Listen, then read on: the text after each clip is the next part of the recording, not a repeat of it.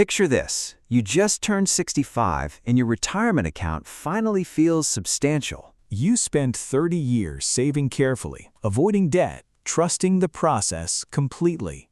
Then, one night, scrolling online, you see a headline claiming 7% works. Suddenly, the number you trusted for decades feels outdated, small, even embarrassingly cautious. Your stomach tightens slightly, wondering, have I been too careful this whole time? What if you could travel more? Help family more? Live more freely today? Or what if that 7% number is dangerously misleading for real retirees? Today, we're pulling apart that claim piece by piece, honestly and carefully. Most retirement advice treats withdrawal rates like one fixed, universal, unquestionable magic number. But your life isn't a spreadsheet, and markets never move in straight lines. The famous 4% rule came from decades of historical American stock data. It was built to survive even the worst market conditions in history. 7% sounds exciting, sure, but it quietly ignores how market timing actually works. This isn't about who's smarter or who's braver or who deserves more. It's about who's quietly testing riskier assumptions without fully realizing the danger. Most retirees aren't reckless people, chasing thrills with their hard-earned money. They're simply exhausted from decades of budgeting, sacrificing, delaying their own comfort. So when someone promises more freedom, it feels almost impossible to ignore. That emotional pull is exactly why we need to slow down here. Let's break down what a withdrawal rate actually means in practice. Say you retire with $1 million saved across various retirement accounts. A 4% withdrawal means pulling roughly $40,000 in year one. A 7% withdrawal? That's $70,000 from that same balance. That's an extra $30,000 spent every single year of retirement. For a lot of families, that difference covers vacations, healthcare, grandchildren's tuition. It sounds amazing until you remember markets don't deliver steady average returns. Some years the stock market climbs 20, even 30%. Other years, it drops 15, 20, even 30% overnight without warning. And if you withdraw heavily during those early down years, the damage compounds fast. This is called sequence of returns risk, and timing matters more than averages. Two retirees with identical average returns can end up financially worlds apart. One retires right before a market crash. Another right before growth. Same portfolio, same withdrawal rate, wildly different outcomes 20 years later. The 4% rule survived because it accounted for the worst historical scenarios. 7%? It has almost no historical periods where it actually held up. Researchers studying nearly a century of market data found it failing again and again. In several scenarios, retirees using 7% ran out completely early. Some portfolios emptied within just 15 to 20 years.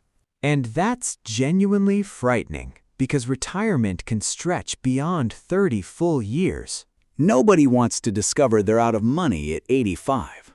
Especially when that's often exactly when healthcare costs rise sharply. Think about a couple, John and Linda, retiring the exact same year. John withdrew 7% confidently, trusting the exciting number he'd found online.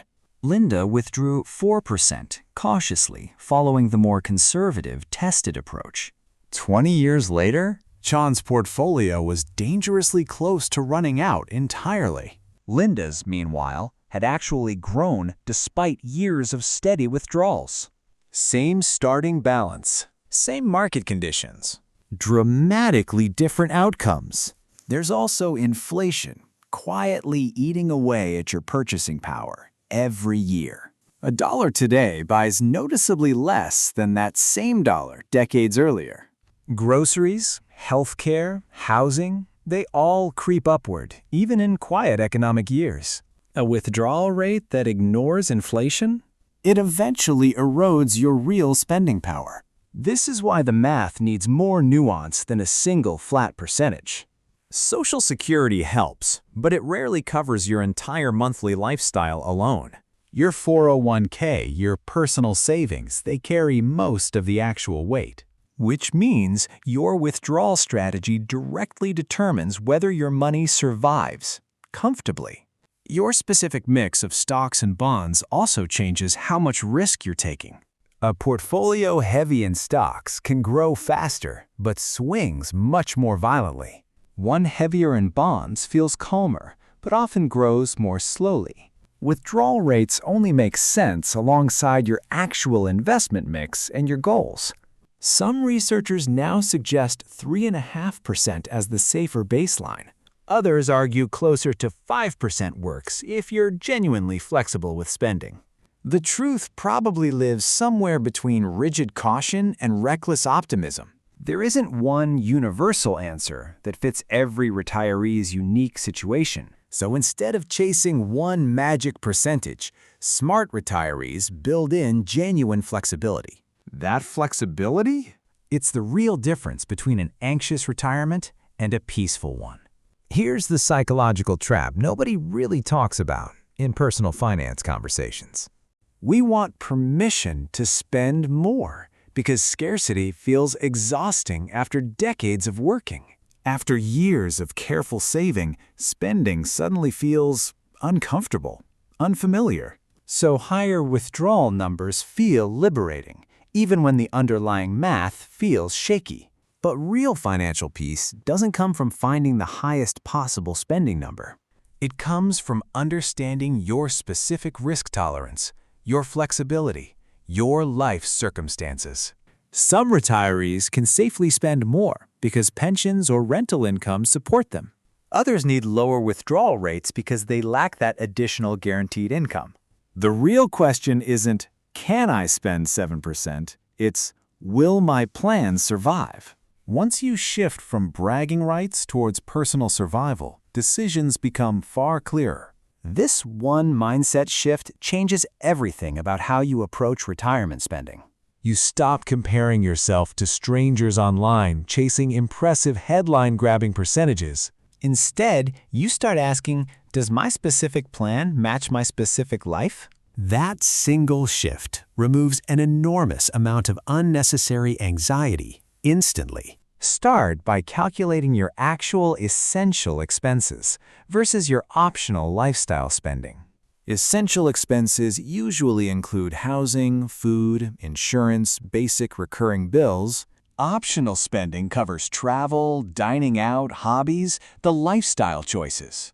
Build genuine flexibility into your plan so you can adjust during market downturns. Consider spending slightly more during strong years, less during weaker ones. This flexible approach, sometimes called guardrails, protects you better than fixed percentages. Keep 1 to 2 years of expenses saved in accessible, low-risk cash. This buffer helps you avoid selling investments during painful temporary downturns. If markets fall sharply, consider trimming discretionary spending until your portfolio stabilizes.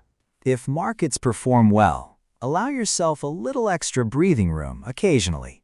Automate your withdrawals so emotional decisions don't disrupt your long-term strategy. And consider delaying Social Security if you can, since it increases your guaranteed income. Talk honestly with a financial professional who understands your unique situation. Don't chase percentages you saw online without understanding their underlying assumptions. Your retirement number should reflect your actual life, not someone else's confident headline. Revisit your plan yearly, adjusting slightly as your circumstances evolve. Small, consistent adjustments protect you far better than one rigid, permanent decision. Retirement was never supposed to feel like another performance metric to optimize. It's supposed to feel like freedom, safety, enough time finally reclaimed.